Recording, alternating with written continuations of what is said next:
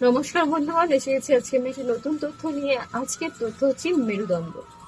মেরুদণ্ড যেটা সমস্ত প্রাণীর পৃথিবীতে, উদ্ভিদ, নানা রকমের উদ্ভিদ তাদের আলাদা একটা হতে পারে মেরুদণ্ড, কিন্তু সবগুলির মেরুদণ্ড রয়েছে।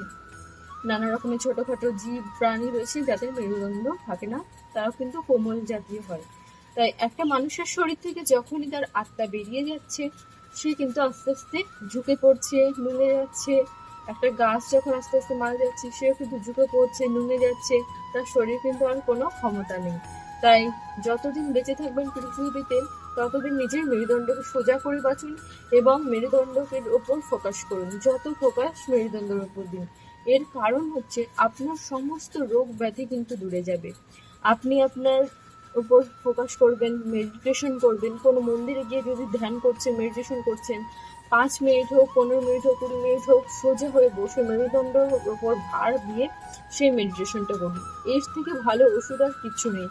কোমর ব্যথা, নানা রকমের ব্যথা কিন্তু এতে অবশ্যই দূর হয়। তাই মেডিটেশন করুন এবং মেরুদণ্ডকে সোজা রাখুন। হরে কৃষ্ণ, রাধে রাধে।